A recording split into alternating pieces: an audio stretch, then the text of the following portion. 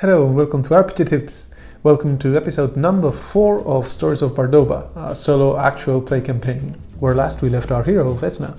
We discovered that there was a conspiracy by a cult or a group of followers from a deity or demon called Amonkus, and that conspiracy had impacted our small village of Whitebridge in two ways. A huge black pyramid, a temple of Lamastis, had emerged from the lake that fed the whole village of Whitebridge, and second, Fanir, the cleric of Goriath in Whitebridge and the teacher of Vesna for many years, had been tortured, apparently kidnapped, but then we learned that he had been slain, actually decapitated, to serve as a warning or threat to us, which was delivered through a zombie that entered the temple with the head of poor Fanir and the scroll in which we learned about Amonkus and the Lord of the Mirrored Mask. Rasina, the village chief, told us that the best thing we could do would be to go to Darkwell, a village to the south, to warn the Temple of Goriath there that this could also affect them. Luckily we have a companion in this trip,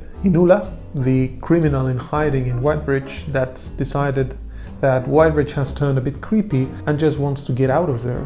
So in exchange of giving us a cart, Inula has to secure help and food for Whitebridge, whereas we just have to make sure that the followers of Amonkus don't wreak havoc on the temple in Darkwell.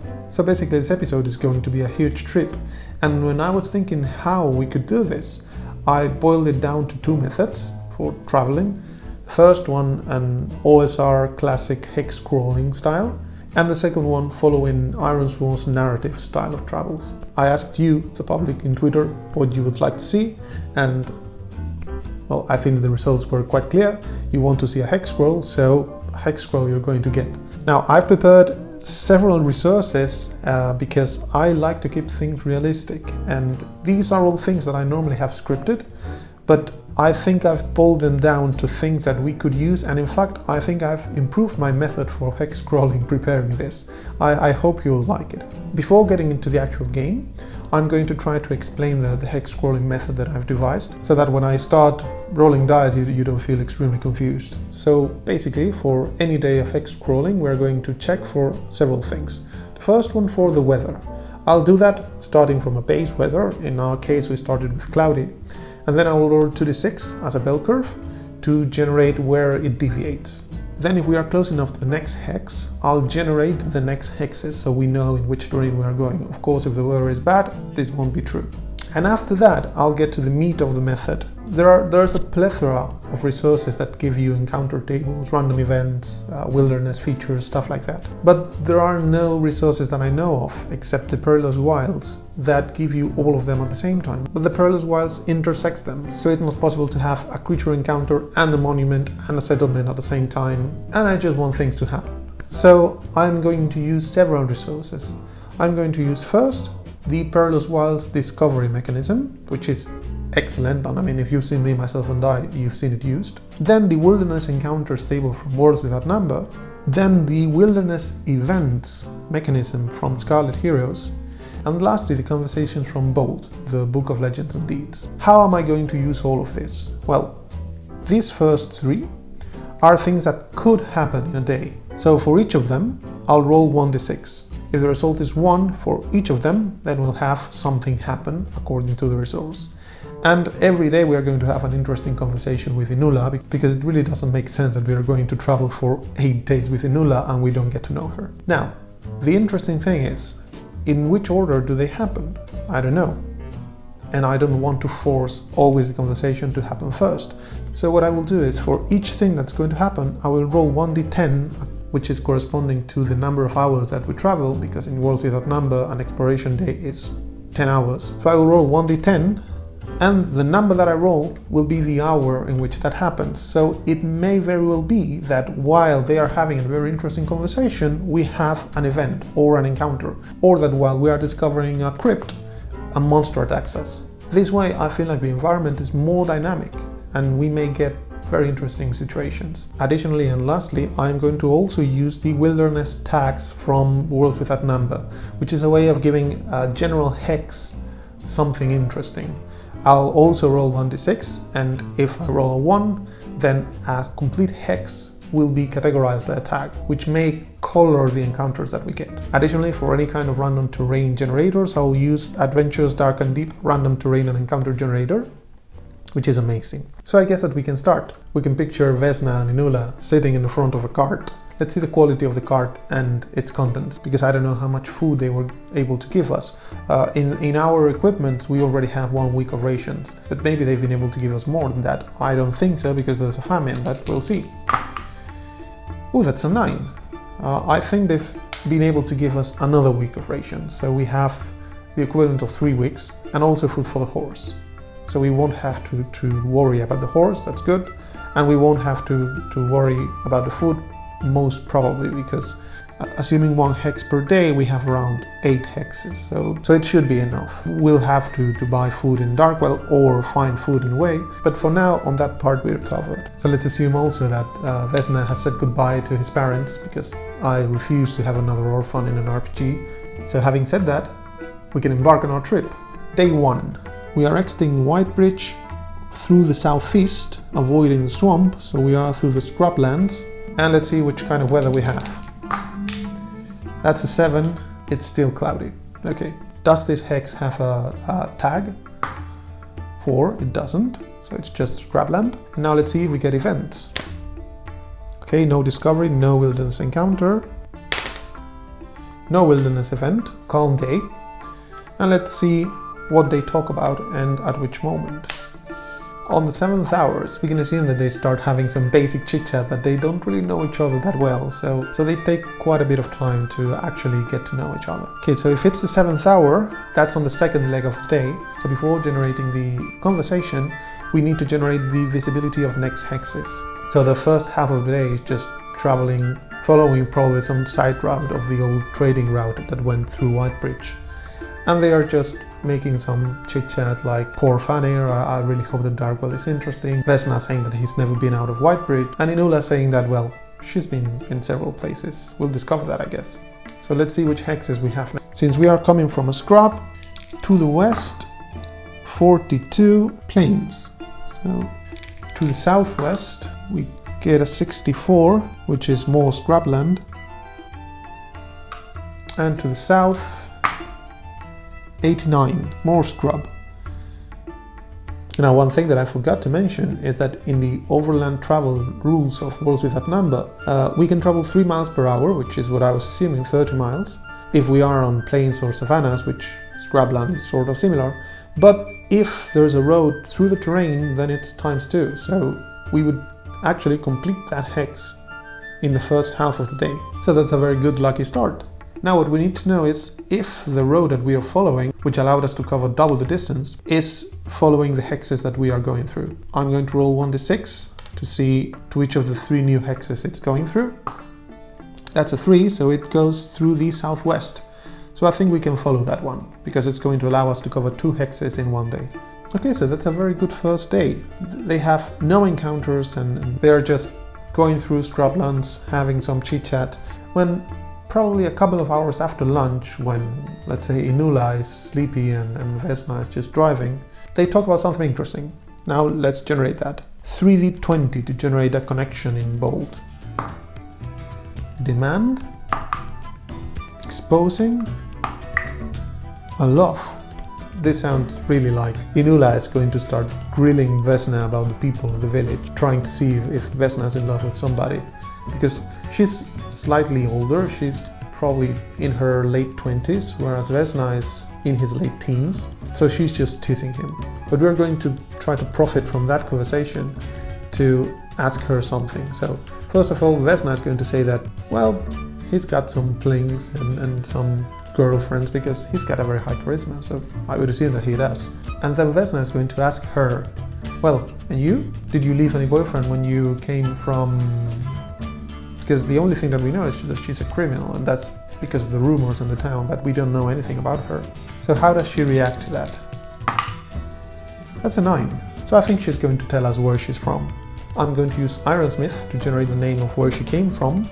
And to do this, we need to roll 2d100. So 45. Eagle. 76. Eagle Bay. Okay, so she's going to tell us that she was from Eagle Bay, and how is she going to describe Eagle Bay? I'm going to use just the bold modifiers here. 91. Forbidden.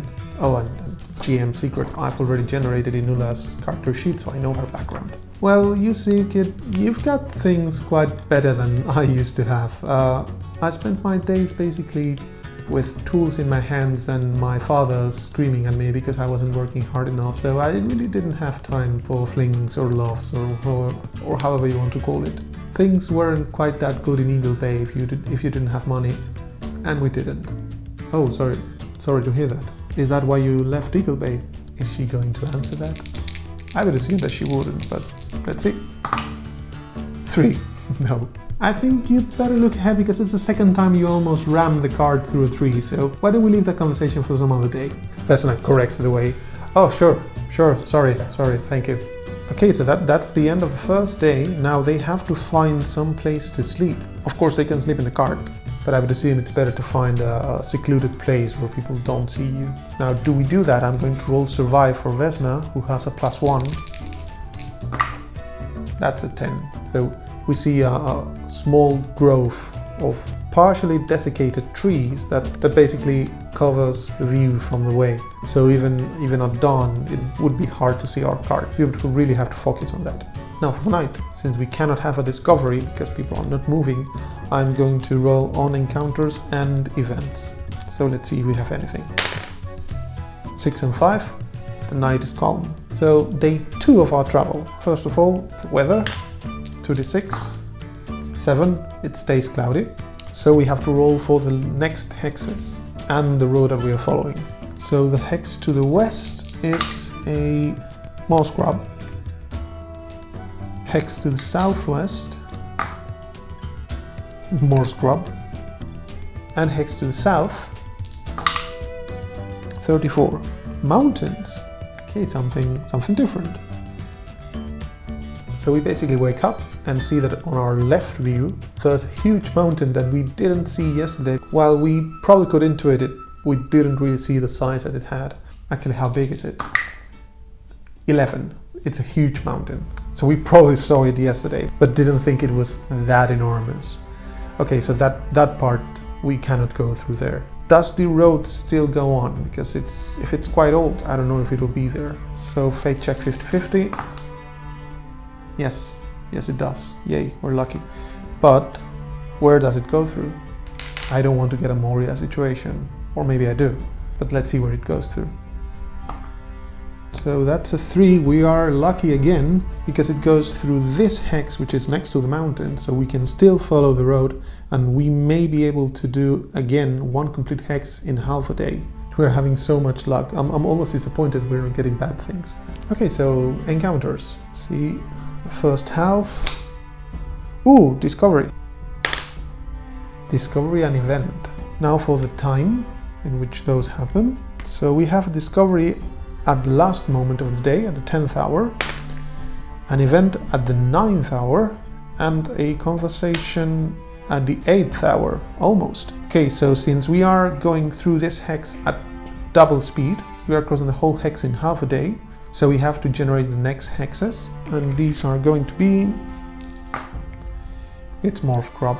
Then for the southwest, forested hills. I think that we're going to have to go through the south. And the south is Badlands. Okay, so complete change of environment. Okay, does the road still go on? I'm going to give it a -2 now, because we are starting to get further away from civilization. So that's an 11, -2, 9. So there's no road, and we have to decide where we go through. The Badlands, the mountain, or the forested hills. I mean, the mountains are no-go because that's half a mile per hour. The dense forest or rugged hills is 1.5 miles per hour, so I don't think that's also good enough. Then we have the Badlands, which I would assume would also be a plain or savanna. So we get to do half of the Badlands. I mean, the bad part is that we're going to be a bit more exposed than if we were at the forest, but we are going to travel double the speed, so we have to do it. And we get 3 different things. And we get 3 different things through these Badlands. The first one was the conversation, then the event, and then the discovery. So let's do the conversation.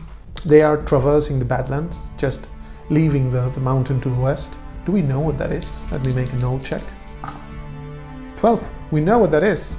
So I'm going to go to freebooters on the frontier random place generator to generate the name of that mountain.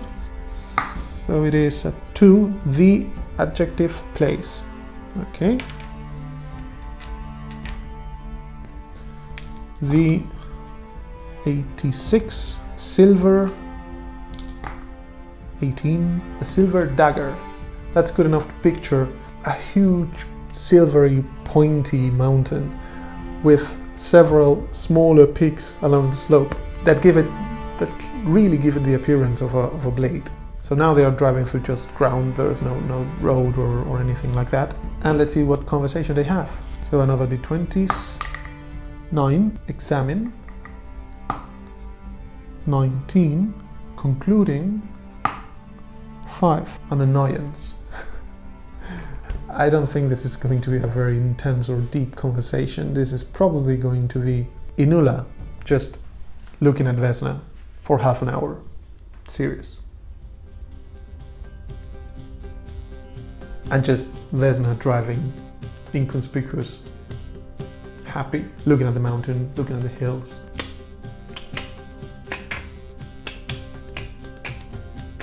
And Inula screaming at the top of her lungs, "Are you please going to stop doing that?" Doing what? Oh, sorry, yeah. So it seems like they're getting to know each other. But now we have an event and a discovery. So let's see. Okay, so for the event, first of all, is it a weather event or is it a terrain event? 1 to 5 weather event, 6 to 10 terrain event. Weather event. Now, since we're in autumn, let's say that it's cold season, and for this we roll a 1d12. 9, slow going, no movement today.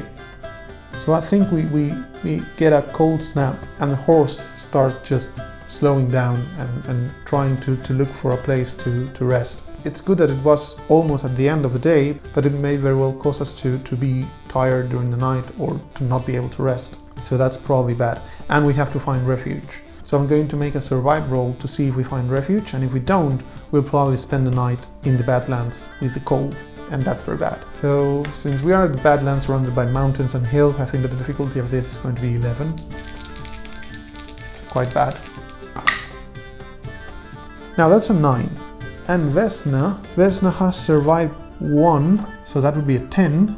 So we have to probably just move the cart as close as we can to the hills and try to find any kind of cave, but we don't find any. And we just put the 3 of us, the horse, Inula and Vesna, just refuged between the cart and the hills to try to let the cold pass. And it is through this search of a refuge that we make a discovery. In the Perilous Wilds, we first roll 1d12 for a natural feature, and then another 1d12, an 8, a water feature, a river. Okay, we find a river close to the area of the forested hills. In which direction does it go to? 8, so it goes to the southwest. Okay, so luckily it's a harmless discovery, and it actually may very well be useful for tomorrow to get water. And since we had to go back to the forested hills, we didn't advance through the Badlands. So we will start at this point tomorrow. So we still have 6 hexes to arrive to Darkwell. Third day. Does the cold snap go away? I'm going to give it a +4 because I wanted trouble, but I still want to give the possibility of having no, because that would force us to explore the forested hills, and that's nice. 20. Yes. Yes, it does go away. Okay, so let's see which kind of weather we got for the day. 9. So the clouds start parting and we see the sun at last. So they feel refreshed when it's dawn and the sun starts coming out, and they are next to the river, so they take some sips of the water. How good is it? 9. It is refreshing and sweet and perfect. Let's see what we get on our trip through the Badlands. So, events. Discovery. 1, we have a discovery, great. Wilderness encounters, 6, no. Wilderness events, 2, no. Okay, so now for the time of those. For the discovery, the time is 1 on the 1st hour. And for the conversation, it is on the 8th hour. So almost at the end of the Badlands. Okay, so since it's our first hour, let's do the discovery now. So 1d12 again. 12. 12. I think this is interesting. Structure. Now another d12. 4. A dwelling. And a dwelling can be 2. Campsite. It's a human, but we need to roll for their activity, their alignment, and their disposition. Okay, so we know it's a campsite of people who are laying a trap or an ambush. Their alignment is neutral. Their disposition is hostile or aggressive. They are a horde. So 4d6 per wave. So this is basically almost an army. And if we go now to the NPC table to see which kind of people these are, we are the wilderness, so it is 12, an official, a horde of people led by an official laying a trap or an ambush. Okay, let's generate the kind of official that it is. It is 7, priest, bishop, or abbot. So it's a religious figure. Do we get to see them before they see us? Do we get to see them at a distance? I'm going to roll a fate check for that with a +2, because again we are in the open, so it would make sense. Please let us see them before they see us. That's 16, so yes, we see them before they see us. So we are driving, we start driving, and after almost an hour we see in basically the middle of the Badlands a relatively large campsite, tents, and a larger one with the following descriptor: hesitant. So a large tent, but probably not very well mounted. It seems that the usual people that built it weren't available to do it, and they did a really bad job. Also, the main tent has religious symbols. Is it from a god that we know of, basically Gorias, Lamastis, or maybe Amonkus? 50-50 again. That's a 14. Yes. I'm going to roll 1d12. If it's 1 to 5, it's Gorias. If it's 6 to 10, it's Lamastis. If it's 11 or 12, it's Amonkus.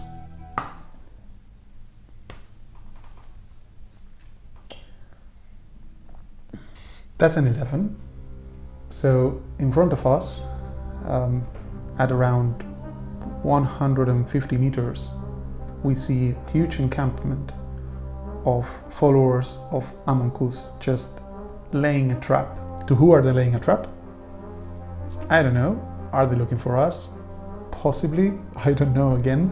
But they are a large number of people, so they may be just an army who's trying to invade somewhere, or they may even have the body of Fanir. I don't really know. We'll find out in the next episode of Stories of Bardoba. See you then. Bye bye.